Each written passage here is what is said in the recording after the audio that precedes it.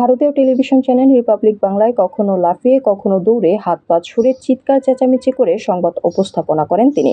বাংলাদেশকে নিয়ে যত ধরনের উদ্ভট বানোয়াট কথার মাধ্যমে বিভ্রান্তকর তথ্য ও গুজব ছড়িয়ে হয়েছেন সমালোচনার পাত্র। তিনি আর কেউ নন, বলছি কলকাতার মলম বিক্রেতা খ্যাত সাংবাদিক ময়ূখ রঞ্জন ঘোষের কথা। এ নিয়ে শুধু বাংলাদেশের মানুষের কাছেই নয়, ওপার বাংলার সাধারণ মানুষ থেকে শুরু করে তারকারাও তাকে নিয়ে সমালোচনা করেন। এবার পরোক্ষভাবে ময়ূখ রঞ্জন ঘোষকে ইঙ্গিত করে একটি পোস্ট দিয়েছেন ওপার বাংলার জনপ্রিয় অভিনেতা ঋত্বিক চক্রবর্তী। গত শুক্রবার দুপুরে এক ফেসবুক পোস্টে অভিনেতা লেখেন, ধরুন একটা গাধার নাম দিলেন ময়ূর আর তাকে কালারফুল করতে পাশে বসালেন রঞ্জন, তাহলে পুরোটা হলো ময়ূর রঞ্জন।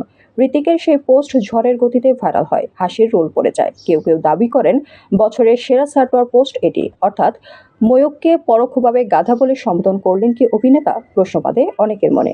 তবে ঋত্বিকের মন্তব্য ঘর বিশ্লেষণ করে বুঝতে বাকি নেই ময়ূখের যত বিতর্কিত কাণ্ডে